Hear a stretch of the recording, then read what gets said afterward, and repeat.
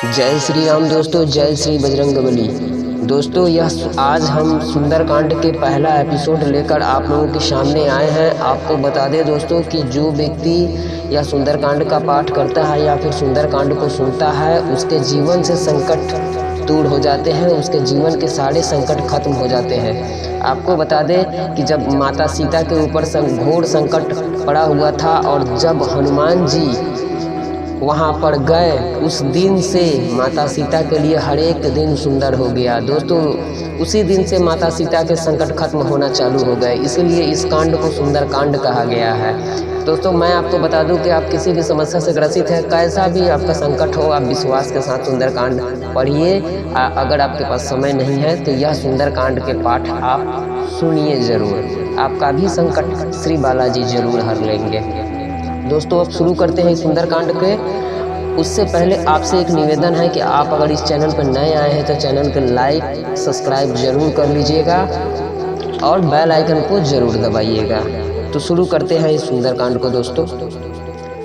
शांतं शाश्वतम प्रमेय मनघम निर्वाण शांति प्रदम ब्रह्मा शंभु फणीन्द्र सेव्यमनीशम वेदांत वेदम विभुम रामाख्याम जगदीश्वरम सुरगुरुम माया मनुष्यम हरिम वंदे हम करुणाकरम रघुवरम भूपाल चूड़ामणिम नान्यास्पृहा रघुपते हृदय सम्मदीये सत्यम वदामि च भवानी किलांतरात्मा भक्ति प्रयच्छ रघुपुंड निर्भराम में कामादि दोष रहितम कुरु मानसम च अतुलित बलधामम हेम शैलाविदेहम धनुजवन कृशानन ज्ञानी नामाग्रगण्यम सकल गुण निधानम वानाड़ानाम अधीशम रघुपति प्रिय भक्तम वात जातम नमामि। यह हनुमान जी के लिए बोला गया है। इसका भाव अर्थ है, अब मैं उन अतुलित बल के धाम जिनका शरीर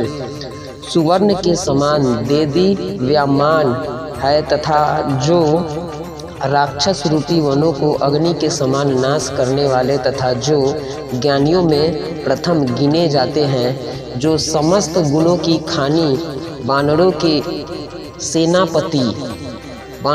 सेनापति वायु के पुत्र श्री हनुमान जी को मैं प्रणाम करता हूँ, नमस्कार करता हूँ। जय सिया राम। दोस्तों यह बात उस समय की है जब माता सीता के खोज के लिए सब विचार कर रहे थे कि इतना लंबा समुद्र को पार करके कौन जाएगा। आपको बता दें कि हनुमान जी बहुत ज़्यादा शक्तिशाली हनुमान जी थे और आपको बता दें कि हनुमान जी के पास इतना शक्ति होते हुए भी उनको एक श्राप था कि उन्हें अपना शक्ति का याद नहीं रहेगा, ज्ञान नहीं रहेगा। तो उनको जामवंत जी सुनाते हैं, उनको याद दिलाते हैं उनके शक्ति के बारे में। इसी में श्री तुलसीदास जी ने कहा है, जामवंत के बचन सुहाए सुनी हनुमंत हृदय अति भाए तब लगी मोहि परीखे हूँ तुम भाई सही दुख कंद मूल फल खाई। इसका भाव अर्थ है, तब जामवंत जी के सुहावने वचन सुनकर हनुमान जी के मन को बहुत अच्छा लगा। उन्होंने कहा, हे भाइयों, तब तक दुख सहकर और कंद मूल फल खाकर मेरी प्रतीक्षा करना। जब लगी आओ सीता ही देखी कोई ही काजू मोहि हर्ष विशेषी यह कहीं नहीं सबहिन कहु माथा चलेऊ हर्षी हिये धरी रघुनाथा। इसका भाव अर्थ है, जब तक कि सीता जी को, हनुमान जी कहते हैं, जब तक कि सीता जी को देख कर आऊँ यह कार्य हो जाए तो मन प्रसन्न हो।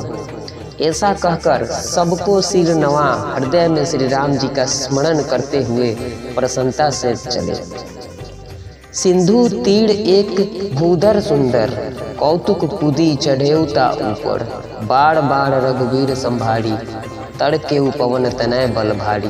भाव अर्थ है, समुद्र के किनारे एक सुंदर पर्वत था, उस पर कौतुक से ही कूद कर चढ़ गए और बारंबार श्री राम जी का ध्यान करके महाबली हनुमान जी बड़े वेग से उछले। जे ही गिरी चरण देही हनुमंता चलेऊ सोगा पाताल तुरंता जिमी अमोघ रघुपति कर बाना एही भांति चलेऊ हनुमाना। जिस पर्वत पर हनुमान जी चरण धर के कूदे थे वह तुरंत ही पाताल को चला गया। फिर तो जैसे श्री राम जी का अमोघ बांध जाता है उसी भांति से हनुमान जी चले। जल निधि रघुपति दूत बिचारी, तय मैनाक होई श्रम हारी। तब समुद्र ने श्री राम जी का दूत विचार कर कहा, हे मैनाक तुम इनके श्रम का हरण करो। दोहा है दोस्तों, हनुमान ते ही परसा, कर पुण्य किन्हे प्रणाम। राम काज कीन्हे बिना, मोहि कहाँ विश्राम। इसका भाव अर्थ है दोस्तों, उसके उत्तर में हनुमान जी उस पर हाथ फेर कर बारंबार प्रणाम करने लगे और बोले कि श्री रामचंद्र जी का कार्य किए बिना मुझे विश्राम कहाँ है। जात पवन सुत देवन देखा, जाने कहूँ बल बुद्धि विशेषा। सुरसा नाम अहिन के माता, पठहिन आई कहते ही बाता।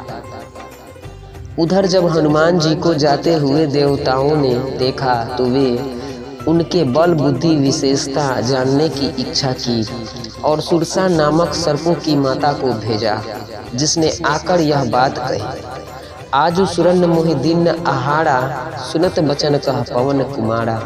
राम काजू करी फिरी मैं आऊँ, सीता आई सुधि प्रभु ही सुनाओ।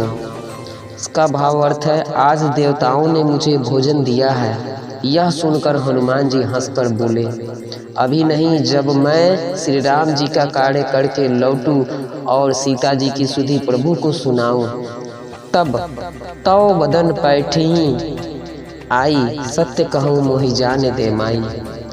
कवनेहु जतन देई नहीं जाना, ग्रससी न मोहि कहेऊ हनुमाना। इसका भाव अर्थ है दोस्तों, हनुमान जी कहते हैं, हे माता तब मेरे मुख में आकर, हे माता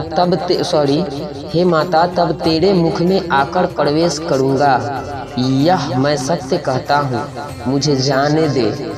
परंतु वह किसी भी उपाय से जाने नहीं देती है। तब हनुमान जी ने कहा, मुझे ग्रस क्यों नहीं लेती। जो जन भरी तही बदन पसारा, कपि तनु किन्हे दुगुन विस्तारा। 16 जोजन मुख तही ठयऊ, तुरंत पवन सुत 32 भयऊ। तब उसने 1 योजन पर्यंत अपना मुख फैलाया तो हनुमान जी ने उससे दूना शरीर कर दिया। तब उसने 16 योजन मुख फैलाया तो हनुमान जी तुरंत ही 32 योजन के हो गए। जस जस सुरसा बदन बढ़ावा, तासु दून कपि रूप दिखावा। 7 जोजन तहि आनन किन्ना, अति लघु रूप पवन सुत लिन्ना। इसका भाव अर्थ है, जैसे जैसे सुरसा ने मुख बढ़ाया उससे दुना रूप हनुमान जी ने दिखा दिया। जब उसने 100 योजन का मुख किया तब हनुमान जी ने बहुत छोटा सा रूप धारण कर लिया। पदन पैठी पुनि बाहिर आवा, मागा विदा ताही सिरुनावा। मोहि सुरन जेहि लागी पठावा, बुद्धि बल परमु तोड़ मैं पावा। सुरसा के मुख में घुस फिर बाहर आए और विदा मांगी।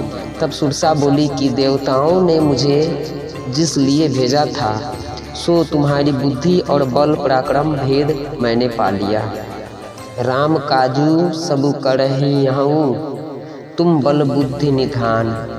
आशीष देई गई सो हर्षि चले हनुमान। श्री राम जी का सब कार्य करोगे तब तुम बलवान और बुद्धि निधान हो।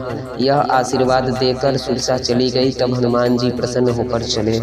निशिचर एक सिंधु महु रहई, कड़ी माया नभु के खग कहै। जीव जंतु जे गगन उड़ाही, जल बिलो की तिन कै पड़ी छाही। एक राक्षसी समुद्र में रहती थी। जीव जंतु जो आकाश में उड़ते थे, जल में उनकी छाया देखकर वह छल करके उन आकाश के पक्षियों को पकड़ लेती थी। गहही छा सो न उड़ाई, यही विधि सदा गगन चढ़ खाई। सोई छल हनुमान कह किन्ना, तासु कपटू कपि तुरंत ही चिन्ना। इसका भाव अर्थ है, जब वह छाया पकड़ ले तो वह उड़ न सके। इस प्रकार वह सर्वदा ही पक्षियों को खाती थी। हनुमान जी से वही छल किया जिसका कपट हनुमान जी ने तुरंत पहचान लिया। ताही मारी मारुत सुत पीरा, बाड़ी धिपाड़ गयऊ मति धीरा। तहाँ जाई देखी बन शोभा, गुंजत चंचड़िक मधु लोभा। उसको चरण प्रहारों से मारकर पवन पुत्र वीर मति धीर हनुमान जी समुद्र के पार पहुँचे। वहाँ जाकर वन की शोभा देखा जिसमें मधु के लोभ से भ्रमण गुंजार कर रहे थे। नाना तरु फल फूल सुहाए, खग मृग वृंद देखी मन भाए। शैल विशाल देखी एक आगे, ता पर धाई चढ़ेऊ भय त्यागे। वहाँ अनेक वृक्ष फल फूलों से शोभमान था। पक्षी मृग आदि पशु के झुंड देखने में प्यारे लगते थे। वहाँ एक बहुत बड़ा पर्वत था जिस पर हनुमान जी कूदकर निर्भय होकर चढ़ गए। उमा न कछु कपि के अधिकाई, प्रभु प्रताप जो कालहि खाई। गिरी पर चढ़ी लंका तेहि देखी, कहीं न जाई अति दुर्ग विशेषी। भगवान शिव कहते हैं, हे पार्वती, यह कुछ कपि की बड़ाई नहीं है, किंतु यह भगवान श्री रामचंद्र जी का प्रताप है जो काल को भी भक्षण कर सकता है। पर्वत पर चढ़कर हनुमान जी ने लंकापुरी देखी जहाँ बहुत ऊंचा ऊंचा दुर्ग बना हुआ था। दोस्तों, आज इस सुंदरकांड के यह पहला दोहा के लिए आज इतना ही। इसके आगे के दोहा हम आपको नेक्स्ट वीडियो में लाएंगे। और आपको बता दें कि जो भी भक्त इस सुंदरकांड के पाठ को सुनेगा, आप विश्वास कर लीजिए उसका जीवन सुंदर ही हो जाएगा। उसके जीवन में किसी भी प्रकार के ग्रह दोष है, किसी भी प्रकार की समस्या है, वह निश्चित ही खत्म हो जाएगा। हमेशा से मैं कहता हूँ कि शर्त एक ही है कि आपका भाव अच्छा होना चाहिए, आपके अंदर विश्वास होना चाहिए। दोस्तों, अगर आपको यह सुंदरकांड के पाठ अगर अच्छा लगा हो तो आप इस चैनल को सब्सक्राइब कर लीजिएगा, वीडियो को लाइक शेयर जरूर कीजिएगा। कमेंट में जय सिया राम जय बजरंगबली का नारा जरूर लगाइएगा।